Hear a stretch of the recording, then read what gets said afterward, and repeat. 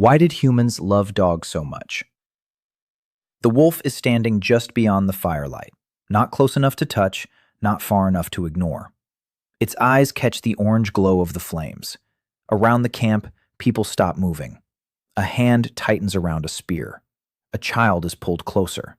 Somewhere behind the shelters, bones crack in the fire. This is not a cute moment. This is a predator. A wolf can read movement, smell fear, work with a pack, follow a wounded animal for miles, and disappear into darkness before a human even knows it is gone. So why did humans let one come closer? Why did the most dangerous animal family in the Ice Age eventually become the animal sleeping at the foot of our beds? Most people answer too quickly. Because dogs are loyal. Because dogs are cute. Because dogs love us. But that is the end of the story, not the beginning.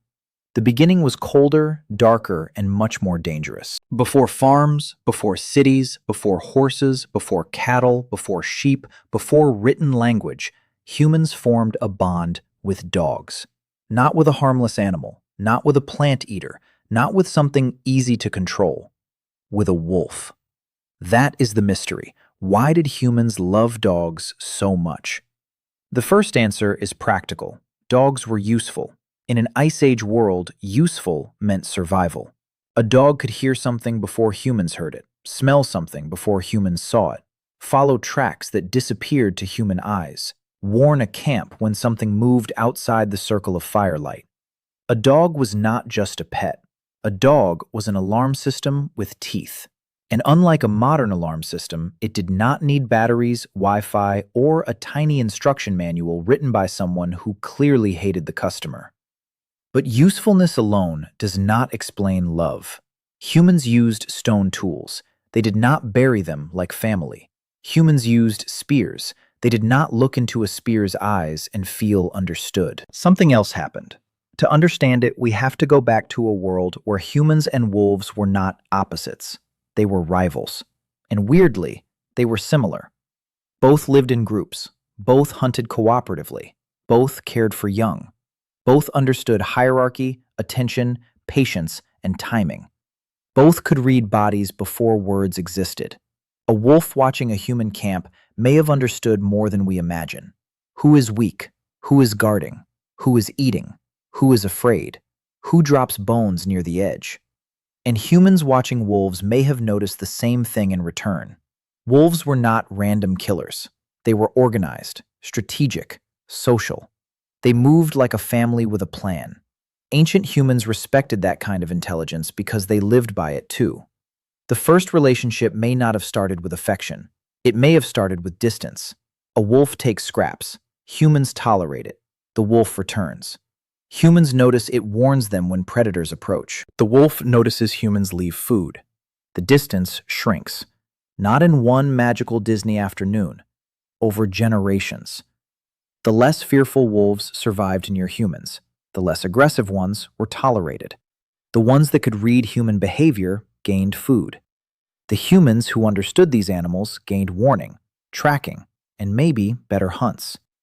At some point, the question changed. Not, why is that wolf near camp? But, where is our wolf? That sentence may be one of the quiet turning points in human history, because our wolf is already almost a dog. But archaeologists have a problem. Early dogs and wolves can look frustratingly similar. A skull may be shorter, a jaw may be different, teeth may crowd. But ancient wolves were not identical to modern wolves, and early dogs were not shaped like modern breeds. No one in the Ice Age was walking a pug through the snow. If they were, the pug had an extremely difficult career. So scientists need multiple clues. They measure skulls. They study teeth. They radiocarbon date bones. They analyze ancient DNA. They test isotopes to see what the animal ate. They look at where the bones were found. In a cave, in a camp, in a burial, mixed with food waste, placed carefully beside humans, and the evidence says something astonishing. By the end of the Ice Age, dogs were already part of human life across wide regions. Not after farming, before farming. Before humans domesticated the animals we usually associate with civilization, the dog came first. And then comes one of the most emotional pieces of evidence in all of archaeology, the Bonn Oberkassel dog. It was found in Germany, buried with two humans and grave goods. It was not an old, powerful hunting dog. It was a juvenile, a young dog. Its teeth show signs of serious disease. Researchers have argued it likely suffered through repeated illness and may have survived only because humans cared for it. Think about what that means. A sick young dog cannot hunt well. It cannot guard well. It cannot pull anything. It costs food. It costs attention. It may whimper at night. It may need cleaning, warmth, and protection. In a world where calories mattered, caring for a sick animal was not a small decision. And yet, humans did. Then they buried it with people. This is where the story changes. Dogs were not loved only because they were useful.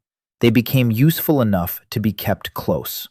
And then closeness turned into attachment. That is how many human bonds work too. We begin with need.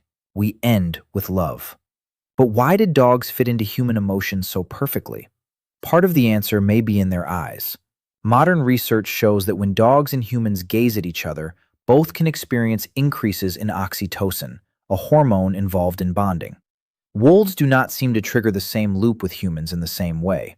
That means dogs did something extraordinary. They learned to communicate through one of the most intimate human signals: looking. Not staring like a threat, not glancing like a wild animal ready to flee. Looking in a way that asks, waits, follows, and connects. A dog looks at your face to read your intention. Are you angry? Are you kind? Are you about to throw food? Are you pretending you did not just say the word walk? This sensitivity made dogs different. They became experts in humans, and humans, in return, became emotionally vulnerable to dogs. A dog does not speak, but it reacts. It follows your movement. It notices your voice. It comes close when you are still. It celebrates your return as if you have survived a heroic journey, even if you were only gone for 7 minutes and came back holding milk. That kind of attention is powerful. Now imagine it in the Ice Age. A hunter returns after a failed day. The group is tired. The fire is low. The sky is black. And a dog rises, tail moving, body alert. Recognition. In a hard world, being recognized matters. Dogs may have offered something humans rarely received from nature: uncomplicated welcome. But the partnership was not only emotional. Dogs changed survival. They could help track wounded animals. They could smell hidden prey. They could warn against strangers or predators. In Arctic regions much later, dogs became part of transport systems, pulling sleds and helping people move through landscapes where human legs alone were not enough. A dog turned human senses outward. The human nose is weak. The dog nose is a landscape reader. To a dog, a trail is not empty ground. It is information. Who passed? How long ago? Sick or healthy? Alone or in a group? Moving fast or slow? For Ice Age hunters, this was almost magical. But it was not magic. It was biology turned into partnership. Humans gave dogs food, shelter, warmth, and belonging. Dogs gave humans senses we did not have. This is why the relationship lasted. Both species gained something. But the deepest reason humans loved dogs may be that dogs crossed a boundary no other animal crossed in the same way. They entered the family. Not always gently, not always equally, not always as pampered pets, but they entered the emotional circle. The same fire that warmed children warmed dogs. The same camp that protected humans protected dogs. The same migrations that moved families moved dogs. And sometimes, the same graves that held humans held dogs. That is not just domestication. That is belonging. The wolf at the edge of the fire became the dog inside the firelight. And once that happened, humans were changed too. Because loving a dog taught humans something strange. Another species could become us. Not human, but not fully other. A companion, a watcher, a hunter, a guard, a friend. Maybe this is why dogs still affect us so deeply. They are living reminders of the first alliance between humans and another animal. Every dog carries a little Ice Age mystery in its body. The ears that listen, the nose that searches, the eyes that watch your face, the instinct to follow, the need to belong. So the next time a dog looks at you like you are the most important creature on Earth, remember what you are really seeing. Not just cuteness, not just loyalty, not just a pet. You are seeing the result of thousands of years beside fires, across frozen valleys, through hunger, danger, migration, and trust. Long before humans built cities, a wolf stepped toward the light. And someone did not throw the spear. Someone waited.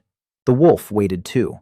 And between them, in that dangerous silence, the oldest friendship in human history began.